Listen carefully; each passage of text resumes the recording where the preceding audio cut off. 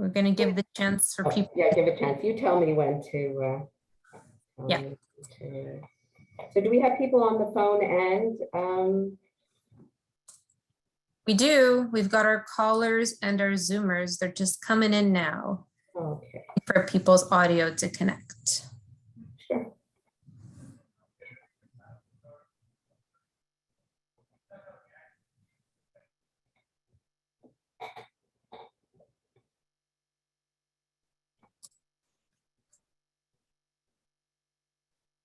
Okay, welcome everyone to another book review by Kathy Diamond. Take it away, Kathy. Thank you very much. Hi, everyone. Good afternoon. This is Kathy Diamond, as Maria introduced me, and I am back again today with my monthly book talk. And the book that I have chosen to talk to you about today is Fredrik Backman's novel, Anxious People. For those of you who are on Zoom, this is the cover of the book. I don't know how many of you have read it or if any of you have it with you today, but it is his most recently published novel, which was published in 2020. And apparently there is now a Netflix series that is available for viewing based on this book called Anxious People. I haven't seen it yet, but I am anxious, I guess not in that sense of the word, I'm eager to see how the producers of the series have changed this book into a Netflix series. Maybe some of you have already watched it, but since I can't hear you and interact with you, I don't know. Fredrik Backman is one of the New York Times best-selling authors whose works have been appearing for the last few years. His first book was called, if those of you who are familiar with Mr. Backman's work, was A Man Called, and I'm not sure how to pronounce this, I think it's Ove, anyways, it's a Swedish word, A Man Called Ove, that was also made into a film. Apparently it's being remade or was remade, appeared in another film with Tom Hanks starring as the main character. But anyways, that was Mr. Backman's first novel. Then he wrote a book called My Grandmother Asked Me to Tell You She's Sorry.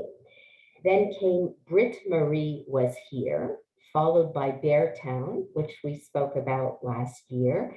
And then the sequel to Beartown, which is called Us Against You, and now Anxious People. As well as his novels, Mr. Backman has published 2 novellas and 1 work of nonfiction. His books have been translated into many languages and have been published in more than 40 countries. He lives in Stockholm, Sweden, with his wife and 2 children. Mr. Backman's latest novel, Anxious People, is a poignant comedy about a crime that never took place, about a would-be bank robber who disappears seemingly into thin air, and 8 extremely anxious strangers who find that they have more in common than they ever could have imagined after they are forced to spend some time together with each other. I'd just like to read a little bit from the opening part of the book, the opening chapter actually. And I apologize to those of you who've read it or those of you who have it in front of you, but for those of you who hadn't, it just gives you an idea of Mr. Backman's style. And as those of you who've read his other books, you know that he has a very special style. And this is how the book begins. A bank robbery, a hostage drama, a stairwell full of police officers on their way to storm an apartment. It was easy to get to this point, much easier than you might think. All it took was one single really bad idea. This story is about a lot of things, but mostly about idiots. And Mr. Backman likes to use this word in his book as well, quite frequently. So it needs saying from the outset, the author continues, that it's always very easy to declare that other people are idiots, but only if you forget how idiotically difficult being human is, especially if you have other people you are trying to be a reasonably good human being for. Because there's such an unbelievable amount that we are all supposed to be able to cope with these days. And this becomes a theme of the book as you go on and read it. An unbelievable amount of things that we are all supposed to be able to cope with these days. You're supposed to have a job and somewhere to live and a family, and you're supposed to pay taxes and have clean underwear and remember the password to your damn Wi-Fi. Some of us never manage to get the chaos under control, so our lives simply carry on, the world spinning through space at 2 million miles an hour while we bounce about on its surface like so many lost socks. Our hearts are bars of soap that we keep losing hold of. The moment we relax, they drift off and fall in love and get broken, all in the wink of an eye. We're not in control. So we learn to pretend all the time about our jobs and our marriages and our children and everything else. We pretend we're normal, that we're reasonably well educated, that we understand amortization levels and inflation rates. We pretend to be good parents when all we really do is provide our kids with food and clothing and tell them off when they put the chewing gum they find on the ground in their mouths. We tried keeping tropical fish once and they all died. And we really don't know more about children than tropical fish. So the responsibility frightens the life out of us each morning. We don't have a plan. We just do our best to get through the day because there'll be another one coming along tomorrow. Sometimes it hurts. It really hurts for no other reason than the fact that our skin doesn't feel like it's ours. Sometimes we panic because the bills need paying and we have to be grown up and we don't know how, because it's so horribly, desperately easy to fail at being grown up. Because everyone loves someone, and anyone who loves someone has had those desperate nights where we lie awake trying to figure out how we can afford to carry on being human beings. Sometimes that makes us do things that seem ridiculous in hindsight, but which felt like the only way out at the time. One single really bad idea. That's all it takes. And then he describes that one morning, for instance, a 39-year-old resident of a not particularly large or noteworthy town left home clutching a pistol, and that was, in hindsight, a really stupid idea, because this is a story about a hostage drama, but that wasn't the intention. That is to say, it was the intention that it should be a story, but it wasn't the intention that it should be about a hostage drama.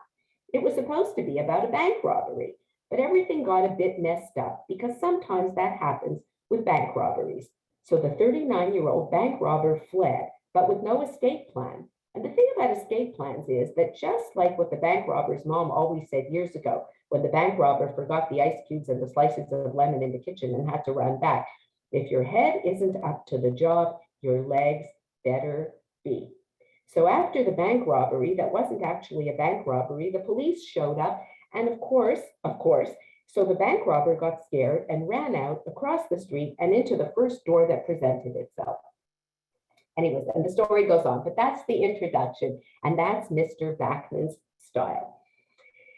So nothing really happens in his story that is not, that is likely, at all likely. And yet, as this quirky story unfolds and its collection of misfit characters emerge, anxious people gradually become something that's truer than life itself. The setting is almost New Year's Eve. This takes place the day before New Year's Eve in a small Swedish town, as he says, an unnamed Swedish town. And in an interview, Mr. Backman said that on purpose, he doesn't like to name his setting. Stockholm is mentioned in the book, that's the big city, but otherwise he doesn't name the place because I guess he wants it to be applicable, kind of an everyman story, so it could be happening anywhere. So it's this small Swedish town. It's the 30th of December when a distraught parent, short on rent and afraid of losing child custody, we realize that this distraught parent, who is going to become the bank robber, is divorced and has children, but is afraid of losing custody, feebly, and the emphasis here is really on feebly, not planned well, attempts to rob a bank. When that doesn't work out, and why doesn't it work out? Because the bank is apparently a cashless bank, which they have in Sweden. And so there was no money to get. You don't pick a bank that has no cash if you want to get cash in your bank robbery. And the police are called by the teller, who this hapless bank robber encounters, hapless would-be bank robber encounters, and calls the police, and the police are closing in. And so this perpetrator, this would-be bank robber, very perplexed and very terrified and very anxious, still wearing the ski mask that was on his face and carrying a toy handgun, flees into a nearby apartment building and thus unintentionally turns an ordinary open house for an apartment that's up for sale into a not so ordinary hostage situation. This locked in mystery, and this is what Mr. Backman said he also wanted to do with this story. He wanted to set it in a closed situation, kind of a la Agatha Christie, where you have, or those mystery writers, notably the British mystery writers who there's a murder that's taken place and then there's a closed situation, be it, I don't know, a country manor somewhere in the countryside in England, and all the possible murderers are sitting there together while the detective or whoever has to unravel the mystery. So it was something that the author wanted to try when he set this story in this apartment where an open house was taking place.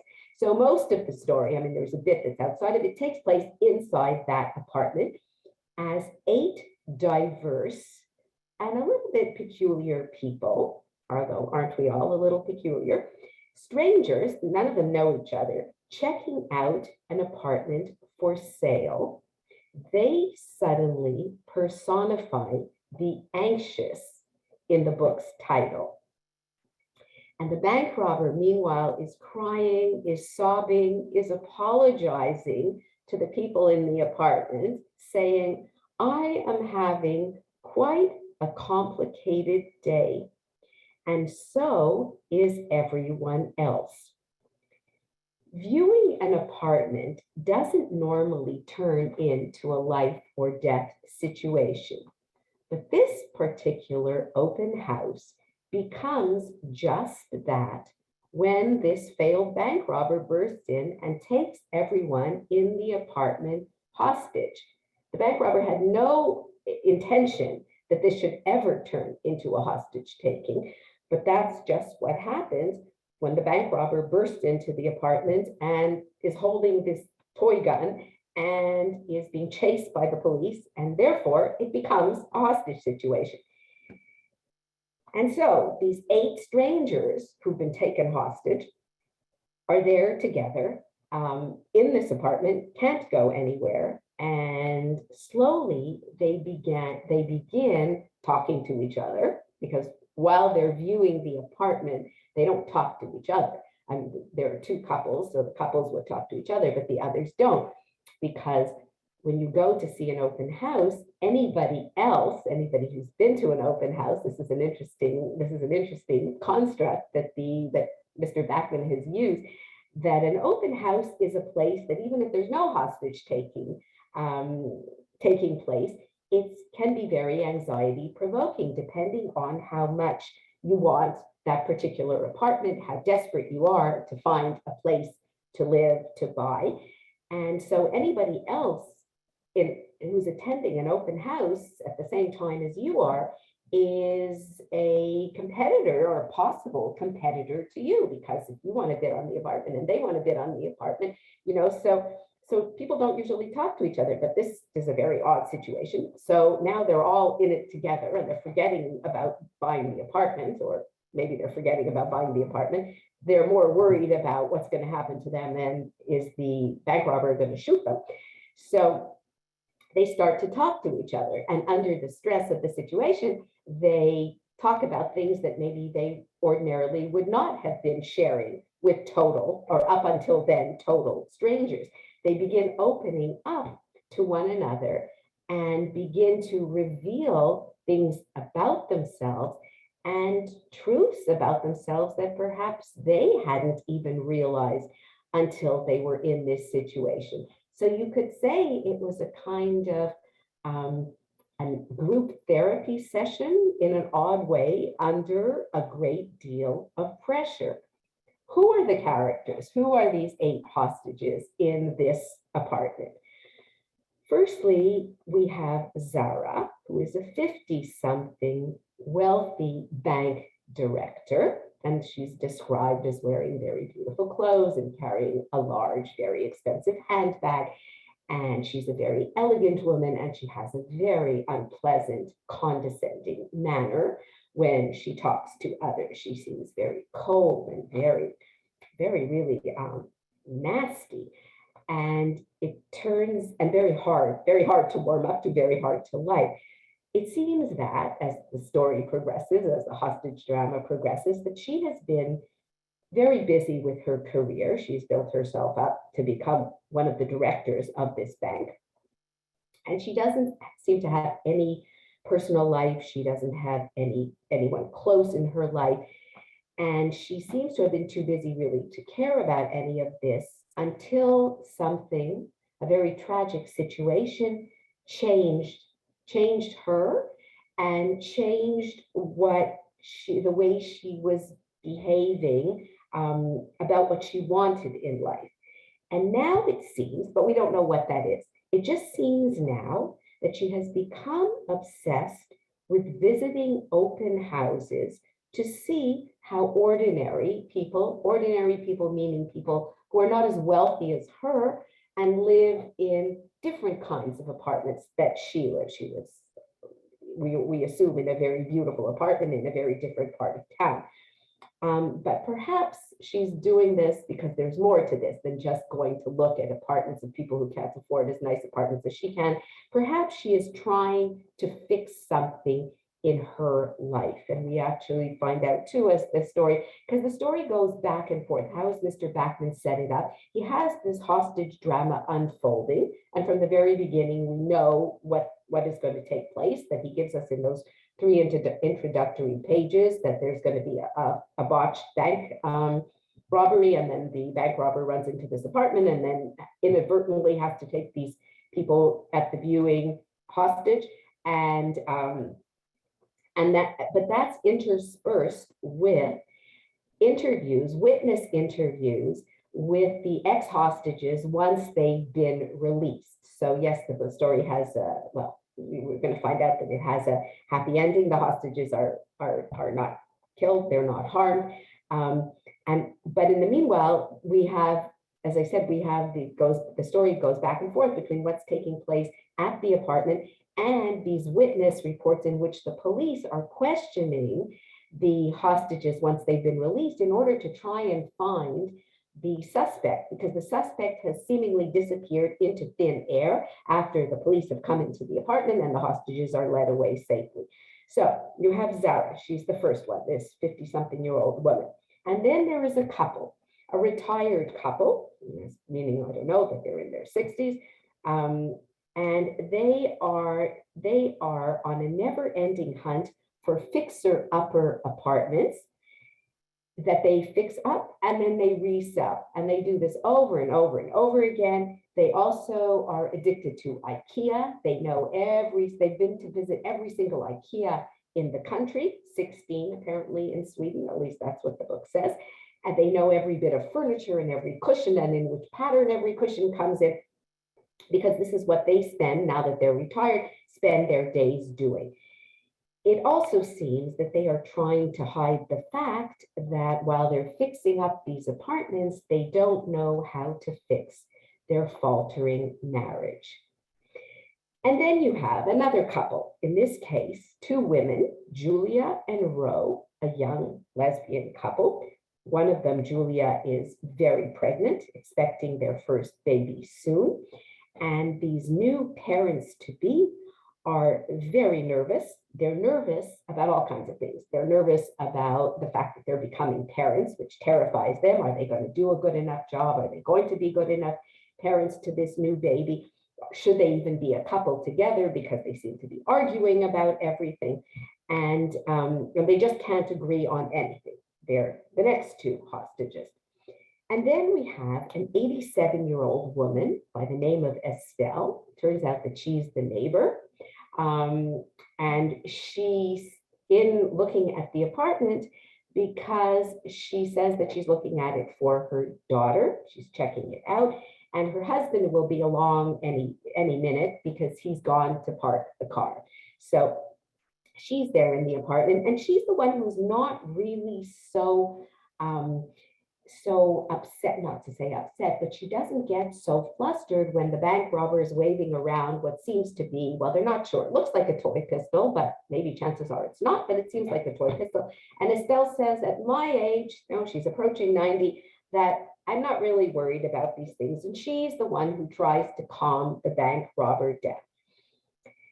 As the police, and there's the real estate agent, there's the realtor, who is a very annoying real estate agent, very pushy and very nervous and very not the kind of woman that you're immediately taken to and have confidence in. But anyways, this is her showing. And even though everyone says to her, why did you pick this day of the year? Who picks the day before New Year's Eve to show an apartment? And she says, exactly, that's why I picked it. So this is who's inside the apartment. As the police, because the police have been called, they surround the premises. Television channels are broadcasting the hostage situation live. The tension mounts, and even more is said as the hours go by and the hostages are still there, wondering how this drama is going to end. And more is revealed about their characters. So this is how Mr. Backman develops his character. So by the end of the story, even though the hostages have only been together for a few hours before their release, we, the readers, come to know their backstories, and we learn more about them, and we learn what is really making them anxious. And it's not just that they're looking for an apartment. So it's very human on that level. And he does it in a very clever, skillful way, because as those of you who are familiar with Mr. Backman's style know, he has a way of writing that's very easy to read. It seems very almost flippant in his writing, and he plays with language also very well. But it's not just light and fluffy and flippant and sentimental. There is that as well. He is a sentimental writer, and he is interested in people's emotions and people's feelings, and he does believe in human connection and in love. And those of you who've read his other stories know that. But he also has more that he wants to say. His books are all books about the human condition, which I guess is what a good novel really is about. But as I said, he has this style that those of you who are familiar with know, because it seems to be, comical and flippant, and yet it can turn one sentence to the next, can turn into something that you go, and it's very serious. So this is his forte. And this is a very good setting, the setting that he's created, this hostage drama, in which he does very well reveal so much about his cast of characters. So before long, as the police are surrounding the apartment building, the robber must decide which is the more terrifying prospect: going out to face the police, or staying in the apartment with this group of annoying, anxious, almost impossible people. But Backman is sly. Maybe there's a word for it to describe him. As I said, he can write comic, flippant, and then change. So he's sly. He's very clever. Nothing is as random nor as obvious as it appears.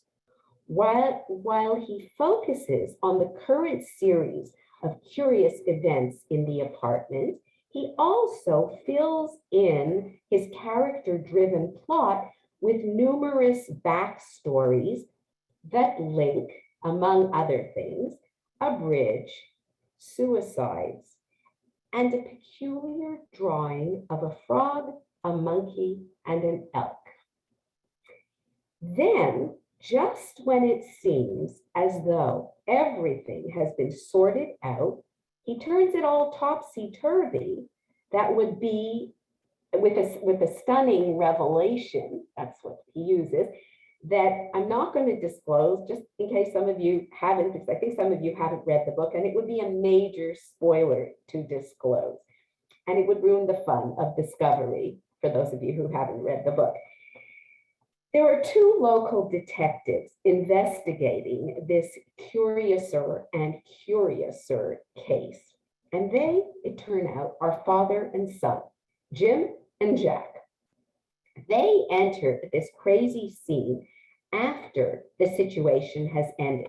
The scene meaning the scene of the hostage taking, well, it's not really, I guess, scene of the crime. The supposed hostages, the hostages have been released.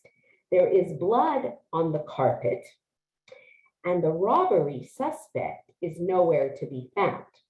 So this is another mystery, because the hostages have been released, and if they were all the hostages who were there, then whose blood is it? And but if the robbery suspect tried to kill himself or killed himself, but there's no sign of the suspect. So when the police come in, there's this scene. But the two investigating policemen, father and son, Jim and Jack, have no experience with captor crisis, because this kind of thing does not happen in their small Swedish town, which is not Stockholm, one has to remember.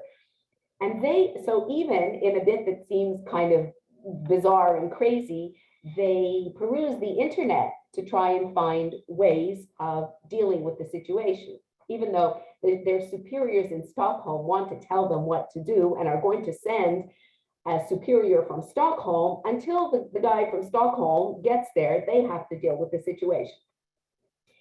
And it's a whole thing against Stockholm here, because they disdain the locals, the inhabitants of this small town, including the two detectives, disdain Stockholmers and the syndrome named after them. And I know everyone's familiar with the term Stockholm syndrome. I mean, I was too, but I never really looked it up. And apparently it comes from a robbery attempt.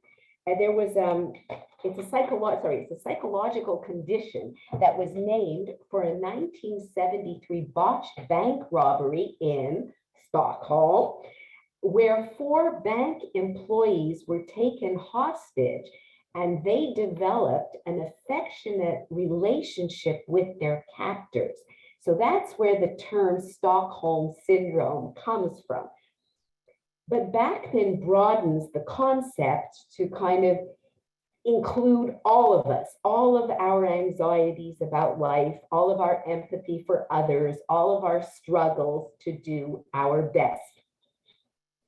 A good portion of the novel consists of exuberant recorded transcripts, what I was telling you, these transcripts of witness interviews with the visitors to the apartment. And so those are written as, you know, the name of the policeman, whether it's Jim or Jack, and whichever witness they're interviewing with. So it's the way it would be, you know, speaker and answer, speak and answer, speak and answer, question, answer, question, answer. And there's a real, like, he uses very lively language in these transcripts. And who does he interview? He interviews all of them. So you had Zara, who as I said, is that condescending bank manager, but it turns out that she is in therapy for depression and for all kinds of other things. She's very resistant to therapy. She only goes because she wants to get sleeping pills because she's not sleeping. But the therapist, the young therapist who she goes to, doesn't want to give her, anyways, can't prescribe her the sleeping pills, but and so that relationship is examined, and that comes out in the book. Then you have the couple, the Julia and Ro. They, who, as I said, are struggling with their possibilities for parenthood. That comes out in their witness interviews. You had the elderly neighbor, Estelle, and we find out a little bit about her life and her relationship with her husband and her daughter, and why she would be looking at this apartment. You have that retired couple, Annalena and Roger, those property flippers who love IKEA. And we get to know the situation of their marriage and a little bit of their backstory, which makes us sympathetic to them. There's even there was another man, another character, a man called Leonard, who they find sitting in the bathroom. And I know this sounds ridiculous, but it's part of Mr. Backman's story, wearing a rabbit head and only his underwear and socks to go along with it. What is he doing there in this apartment? He has his own motives for being there. And of course, the real estate agent, the very annoying real estate agent. And all of them are interviewed by the police. And that's another part of the story.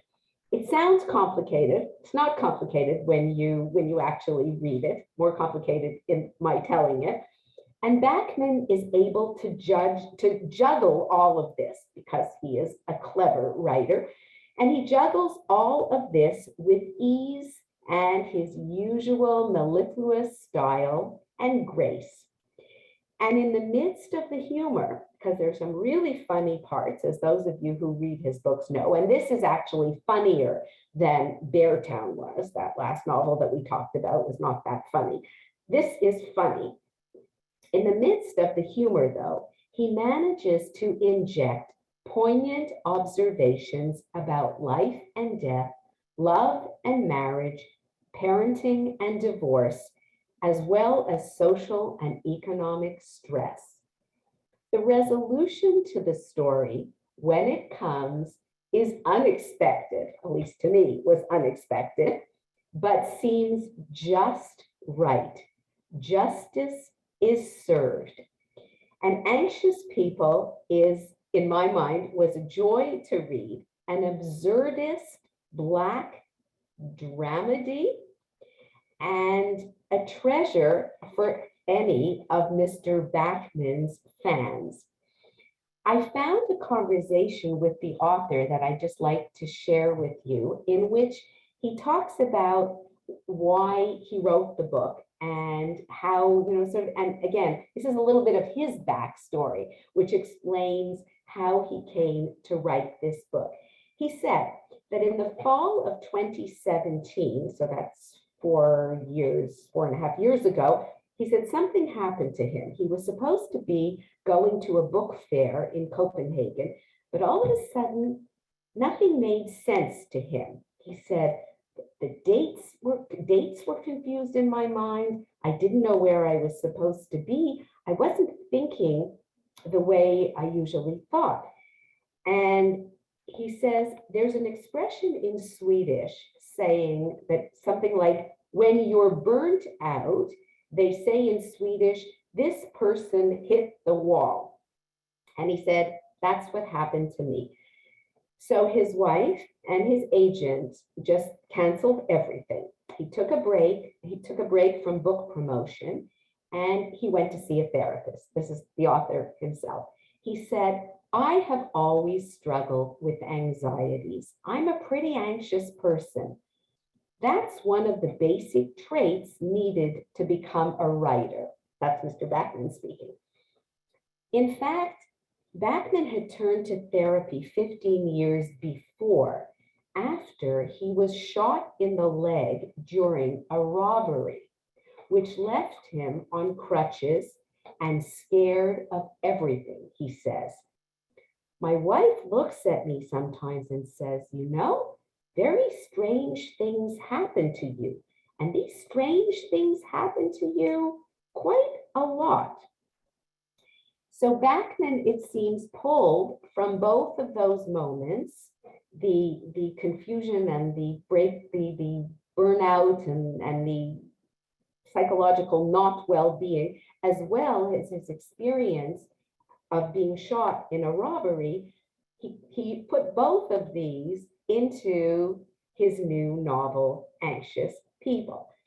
And as when you read it, each character has a story that slowly unrolls, revealing a complicated, heartrending, tragic, hilarious, and interconnected truth. Backman says, I steal little things from a lot of people, and I put all of that into a character, and I work on it until the character is real for me, until I care about the person. And at that point, they can be a character in one of my books. Sometimes, he says, I steal from myself, like in the scenes in the book when one character is seeing a therapist. That's those scenes with Zara seeing the therapist.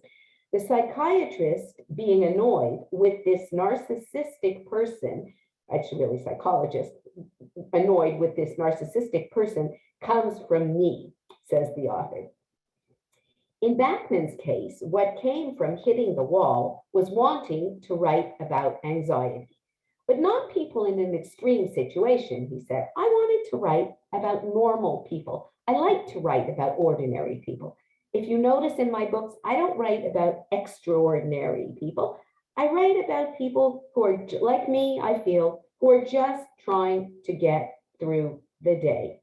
And he wanted to write about the feelings that he himself had experienced, a sense of failure and futility that can happen regardless of success. And Mr. Backman is nothing if not a successful novelist at this point in his life. So it's interesting that he's still anxious, he says. So you see that anxiety is not only situationally caused, it's something that's maybe part of the human condition, and we deal with it, some of us better and some of us not so well. Almost all, and this is one last point I'd like to make, is that almost all of Backman's book touch on suicide, if you've noticed, those of you who've read his other books. And in Anxious People, a man jumping off a bridge has a far-reaching effect. So for Backman, who has struggled with anxiety as well as depression, this is personal. I had a very close friend who ended his life when I was about 20 years old, and that never stops affecting you, he says. In fact, those of you who read the book will notice that there's a list at the end of the book, and I have obviously a Canadian version of the book, but there's a list at the end of the book that gives the reader, it says, the book ends, and then the next page says, if you need someone. And it's a list of national helplines and provincial helplines. And and then it has a section for information and support, whether it's you yourself who needs it or someone close to you, take a look at. And then it's these different sites you can look at, suicide prevention and crisis helpline. So he writes this, as I say, it's a comedy, and he's very funny, and he's very acerbic in his wit, and he can actually be very slapstick in the kind of humor that he uses, but it's mixed with a sadness there and a seriousness. And so knowing this about Mr. Backman, the author himself, I think makes the book all that much more effective and poignant. Parenting is another theme recurring in Backman's work. Because he's a parent, and he's young, so he started to write. He didn't have children, and then he got married and he had children. And he says, the things that you do for your children, the feelings that you have for your children, until you have children, you can't know these. He said, human beings have had children since the beginning of time, and we still don't know really what to do with them. So Anxious People grapples with both mental health and parenting, but at its heart, it's about how we are all connected. A person standing on a bridge That story affects a lot of other people, Backman says. That's the furthest edge of anxiety that I have struggled with. I wanted to write about that and how what you do and don't do actually matters.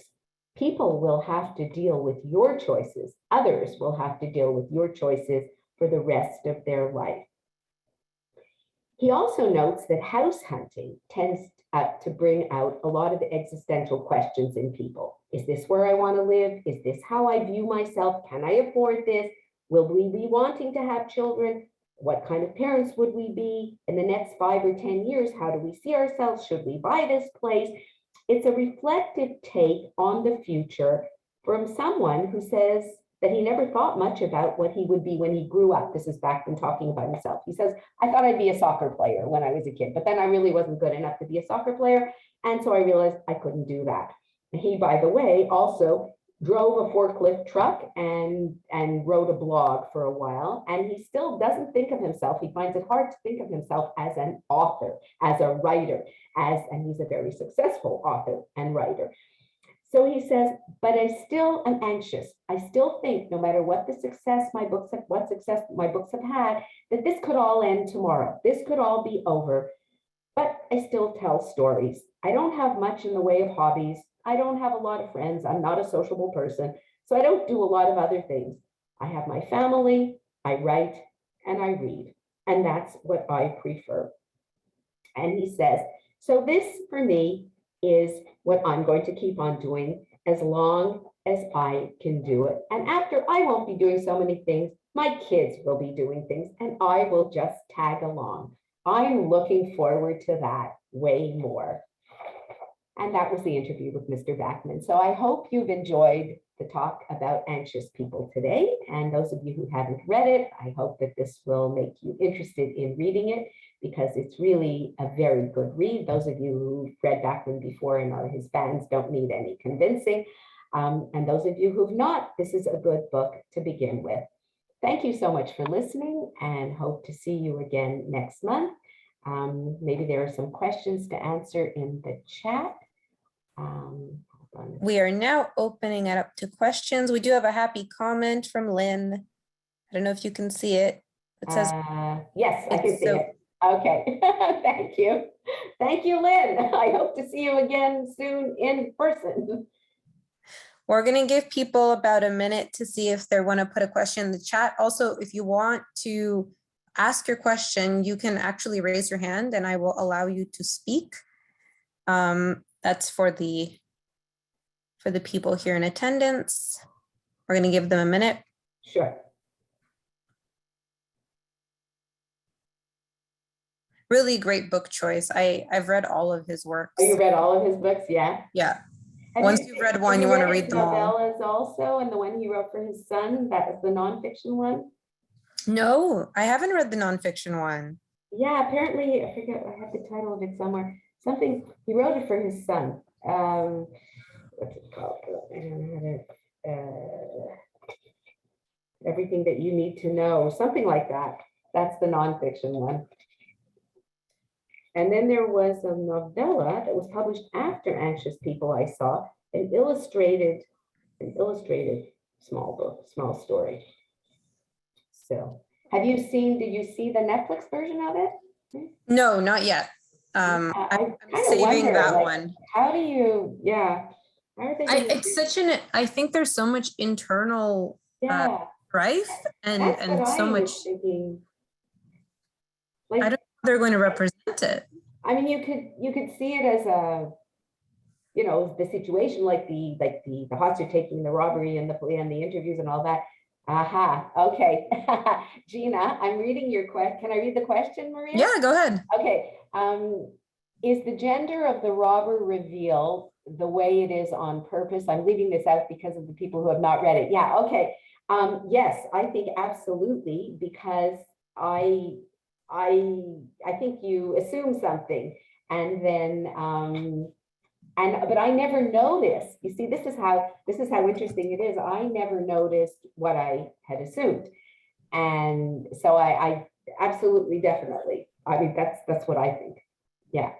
because I think that's also, assumptions that people make. But if I could talk to you personally, I would, but I don't want to say anymore. But I think it's definitely intentional. Because if you go back and check and see the way it's always the bank robber, the bank robber, the bank robber, till we know. Yeah. Anybody else? Anybody else? Any other questions, comments? No, but that's a really good question. And yeah. I mean, yes. thank Yes. you, Gina. Very Thank you, Gina, for question. pointing that out. Yeah. Okay, so thank you for joining us, and we will see you again next month for our next review. The list of selected books is available on our website, and all of the dates have been posted up. So Okay. thank you for joining us, and we will see you again in April. Have a great day, everyone. Thank you. Bye-bye. Bye.